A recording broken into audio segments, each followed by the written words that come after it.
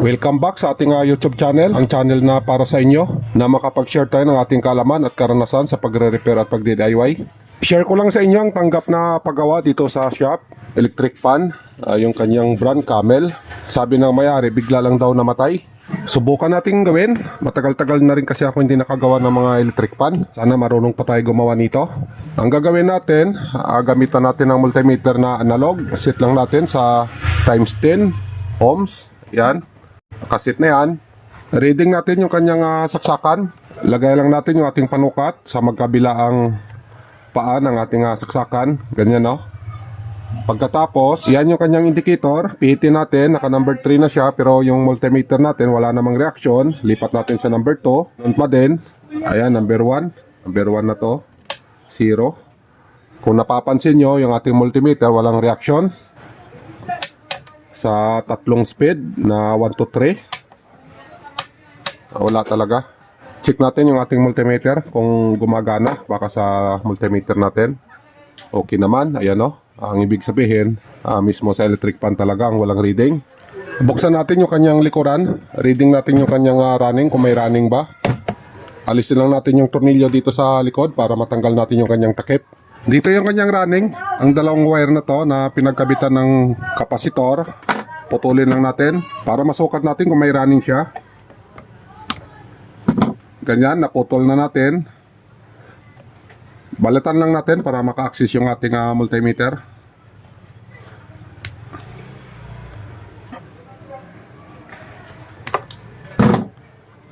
Yan, ganyan. I-reading natin. Yung pagputol natin, hindi natin sinagad mismo sa kapasitor para kung sakali na okay na, pwede pa natin ihinang pabalik para mahinang natin ang ganyan. Ganon din yung kabila. May tinira pa tayo na konti. Ayan, no? I-read na natin yung kanyang running, yung ating multimeter. Ganon ulit yung gagamitin, analog. Ang setting natin, naka times 10 din. Ilagay lang natin yung ating panukat sa magkabilaan. Yan, may reading naman tayo. Ang ibig sabihin, okay yung linya natin na papunta dun sa motor. So, ang problema natin, hindi nakakapasok yung ating 220 volts. Kasi nung dito tayo mag-reading kanina, wala tayong reading sa ating multimeter. So, ang ibig sabihin, yung ating 220 volts na supply, hindi nakakarating sa motor. Pero yung dito sa kanyang running naman, nakita nyo naman, okay naman, may reading tayo. Ang sunod na gagawin natin, buksan natin yung pinaka-base niya. Yung likod nito. Alamin natin yung common. Ibig sabihin ng common, yung line ng ating saksakan na direkta doon sa motor. Yun yung ating common. Kasi yung isa, yun naman yung papunta doon sa kanyang speed. Alamin natin yung kulay ng common na paakyat doon sa motor. Tanggalin lang natin yung mga tornilyo dito sa kanyang likod para maalis natin yung takip. Nabuksan na natin yung kanyang likuran. Ayan yung kanyang laman. Switch lang naman yung laman niya sa loob. Ang wire natin sa labas, yung kulay black. Ayan na siya, oh. Ang pumasok na wire, may kulay siya na kulay black at saka white. Yan yung saksakan natin. Ayan, oh. Ang gawin natin, try natin na magsukat sa saksakan. Baka may kinalaman din sa saksakan. So, ang gawin natin, yung ating multimeter, set lang natin sa times 1. Buzzer mode. Naka times 1 na. Okay naman yung ating multimeter. Reading natin. Hanapin natin yung linya na to kung nakakatagos ba dito sa loob. Try natin dito sa kulay na white. Ayan, wala siya sa white. Malamang black siguro yan. Sa black tayo. Ayan yung black natin, okay. Malamang yung kabila white. Lipat lang natin yung panukat dito sa kabilang side. Ganyan. Sukatan natin. Ayan, okay naman. Parehas naman sila may reading. Ibig sabihin yung ating wire, good naman. Ang wire naman na kulay white, papunta dun sa motor, paakyat dun sa taas. Mayroon siyang 4 na wire. Yan, yung laman ng puti na wire. Mayroon siyang 4 na wire sa loob. Puti, pula, gray at saka dilaw.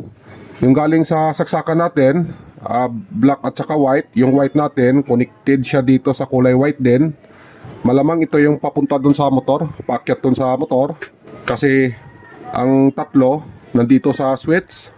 Yan naman yung sinasabi ko sa inyo na yung isang line natin na 220 volts, dadaan siya ng switch.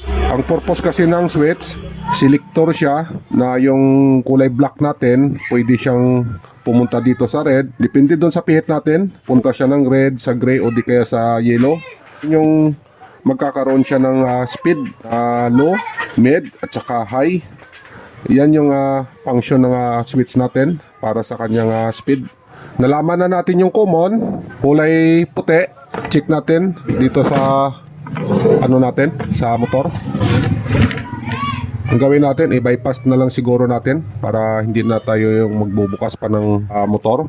Kasi minsan pag hindi tayo sanay magbukas ng motor, baka may masagi tayo dyan na maputol. Mas marami pa yung trabaho natin at saka yung mga motor kasi ngayon mahirap na ihinang pagka naputol. Kaya yun ang iiwasan natin. Gagawan na lang natin ng ibang paraan. Ang gawin natin, magbutas tayo dito sa kanyang kulay puti. Hanapin natin yung kulay puti na yon. Iba-bypass natin papunta dito sa kapasitor. Pagkatapos sukatan natin kung magkaroon na siya ng reading. Dito tayo magbutas. Butasan natin to. Hanapin natin yung kulay puti. Yun na lang gawin natin. Iba-bypass na lang natin siya. Para madali lang natin magawa ang electric fan na to. Mostly kasi pag inalis pa natin ang tornilyo niya, masyadong matigas minsan. Minsan di natin makakaya ng screwdriver natin yan. Kung matanggal man natin, lalo kung mabigat yung kamay natin, baka maputol pa natin yung mga ibang connection doon. So ang gawin na lang natin, ganito na lang. Bypass na lang natin.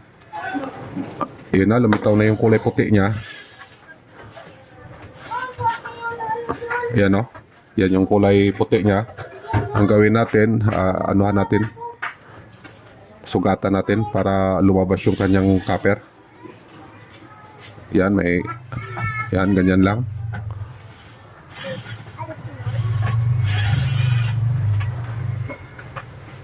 Okay na yan. Ihinang natin. Lagyan natin ng tingga.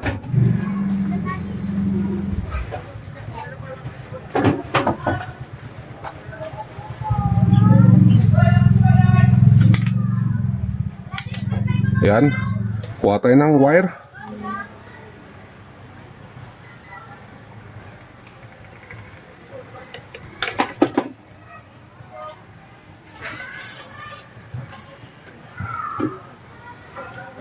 Nadikit na natin, ang gawin natin, ihalo natin dito sa kapasitor. Pagkatapos sukatan natin kung may reading na yung ating 220 volts na papunta sa motor. I-ano lang natin to, pagsamahin natin sa kulay black. Ganyan, no? Yan.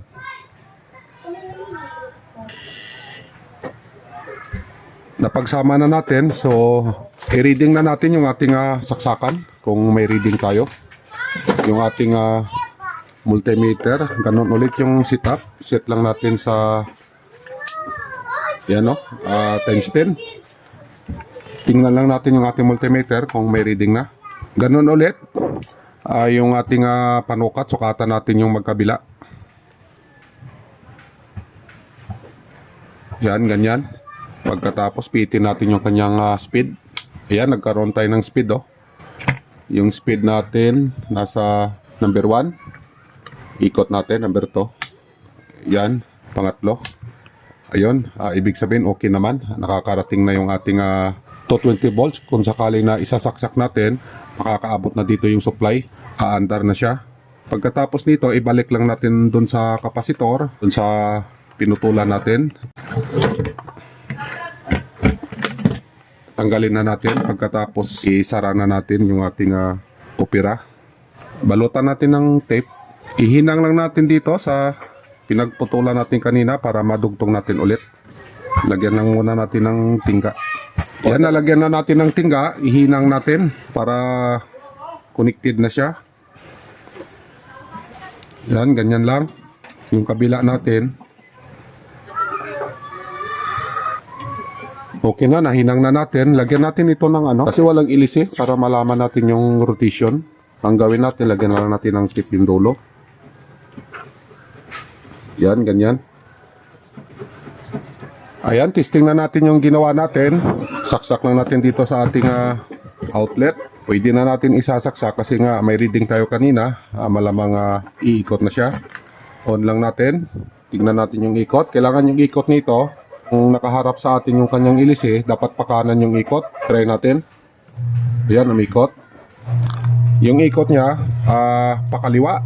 Kailangan pakanan yung ikot niya para yung hangin papunta sa atin. Pero pag halimbawa na ganito yung ikot niya, ang hangin nito nasa likuran. Ang gawin natin para ma-reverse natin yung kanyang ikot, baliktarin lang natin yung ginawa natin. Mali yung ikot kasi, ayan, no? Pakaliwa yung ikot, hindi yung paganyan. Kundi yung ikot niya, paganyan, no? Kailangan kasi yung ikot niya, pakanan, paganyan, no? Para yung hangin punta sa atin. Pagka ganyan kasi sa likod ang hangin yan. Ganito lang ang gawin para ma-reverse natin yung kanyang ikot. Tanggalin lang muna natin yan. Itong kulay green natin na wire, ilipat natin dito sa kabila. Ihinag na natin doon para hindi tayo malito. Lagyan lang natin ng tingga. Yan, ganyan. Gano'n din sa kabila. Ihinang natin siya doon. Tanggalin natin tong isa. Tanggalin lang natin para maihalo natin yung kulay green natin.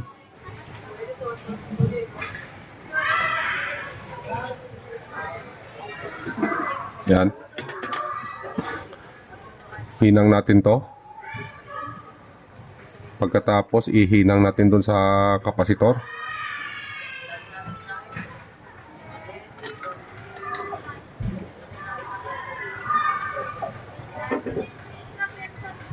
Ayan, okay na.